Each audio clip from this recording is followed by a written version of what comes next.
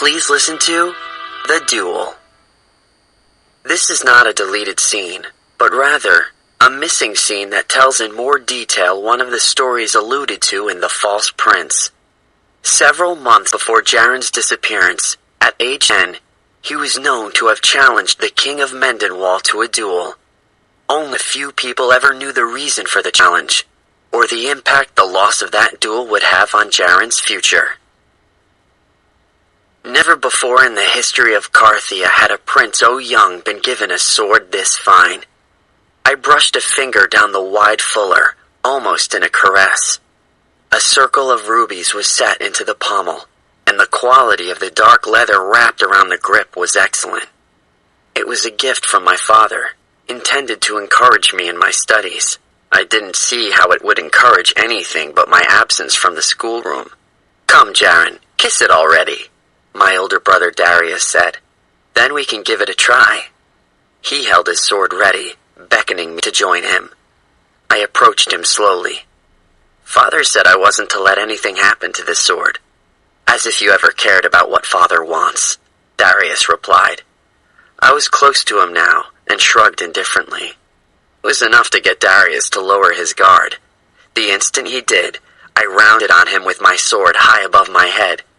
He raised his in response, but the falling weight of mine forced his weapon from his hand, and it clattered to the ground. Darius chuckled. That was not a fair trick. I laughed too. "You'd say differently if you were the one to think of it." Darius was older and taller than I'd be at his age, and although I worked to compensate for that with strength and cleverness, this sword was still a little heavy for me. "Hush!" Darius pulled me against the castle wall. "Someone's coming."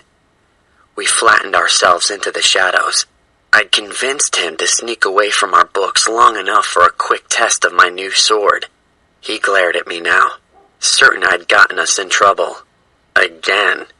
But I wasn't worried. By then I'd recognized the approaching voice as belonging to the King of Mendenwall, here on a diplomatic visit. He wouldn't care even if he did see us. "I'll negotiate with Egbert," the king was saying, "but I will not consider the terms presented by his wife. Who is she to speak to me?" "King Egbert assured us his wife had an equal voice at the bargaining table," another man said, probably an advisor. Still hidden around the corner, my pulse was already racing. Sensing my growing irritation, Darius placed a calming hand on my shoulder. I looked up at him, and he shook his head in warning. "She shouldn't be at the table," the king said. "Erin is nothing more than a prettied-up barmaid. She has all the royalty of a gong scourer." Darius tried to hold me back, but nothing could have stopped me then from revealing myself. I trembled with anger. Not only had he debased my mother in the worst possible way, but that insult extended to my father, to Darius, and me, and to all of Carthia. The king stepped back when he saw me, realizing I had overheard. I hesitated too, for only a few steps behind was Kerwin, my father's high chamberlain. How could he have listened to all this and said nothing? "You should be at your lessons," Kerwin said to me. I ignored him and turned my attention to the king. "Apologize for what you just said, or else." Amused, he arched his head. "Or else what?" "Or else I'll challenge you to a duel for my mother's honor." The king looked serious for only a moment before he barked out a laugh. "How old are you?"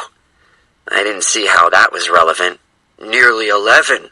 I deepened my voice as I spoke to sound older. "Return to the castle at once," Kerwin ordered. "Why?" I asked. "Is this king afraid of a child?" That did the trick. He held out a hand into which his servant placed a sword. It was longer than mine, and the king could reach farther than me. He was also much older and stronger. Even with justice on my side, I was at a disadvantage. "The boy means no harm," Kerwin said to the king. "Yes, I do," I said. The king chuckled derisively. "I won't hurt him, but he must be taught a lesson in respect." If I wanted a lesson, I'd still be in the schoolroom, I said. I needed both hands to keep my sword high, and the king raised his with only one. I struck first, charging at him with the intention of piercing his chest, but he easily parried that thrust and knocked me off balance. I fell on my right side, then rolled back to my feet. He waited until I'd raised my sword again, then clashed his blade against mine. I nearly dropped my sword, but compensated by turning my body away. No, that was a mistake. Never turn from an opponent. My fencing instructors had taught me that. I swung back and he knocked me down with the ease of pushing aside a twig. I fell hard on my knees with a growing ache in my side. "Have you had enough, little prince?" the king asked. Not nearly. Still on my knees, I swung at him, lower than he was prepared to block, and my blade drew blood from his thigh. I dropped my sword, shocked to see how much blood there was. Never before had I hurt anyone that way. Then I remembered an injury was exactly what I'd intended, what he deserved. The king cursed and kicked me onto my back. He held me down with a foot on my chest and placed his blade at my throat. "Stop this," Kerwin said. "He's only a silly boy." His father had better get control of him before he's something more. The king pressed his foot down on my chest before releasing me and walking on. Kerwin stayed back with me while I recovered my breath. "What were you thinking?" he asked. "You know your father will hear of this." I was already getting to my feet. "You heard what he said, Kerwin. How could you stand there and let him say that?" "We need this treaty," Kerwin replied.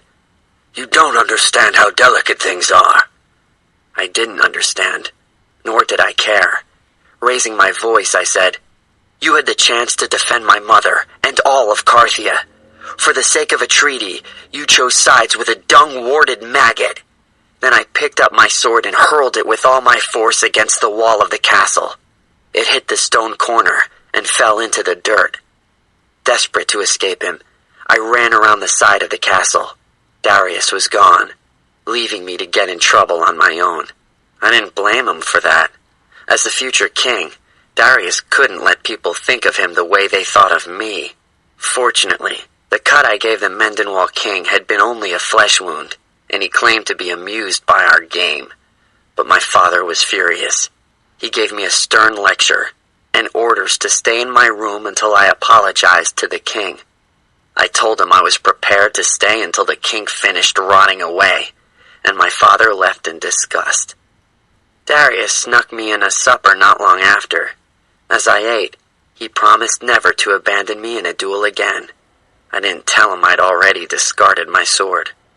Kerwin visited me the next day to announce the Mendenwall king had left, and my father was allowing me to leave my room.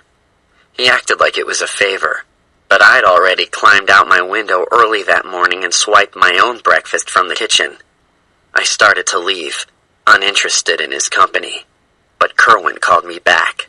"You were right before." His tone was apologetic and sincere. "I never should have allowed that man to say those things about your mother. I'm sorry I left that burden to you." Kerwin then knelt before me and held out a bundle wrapped in black silk.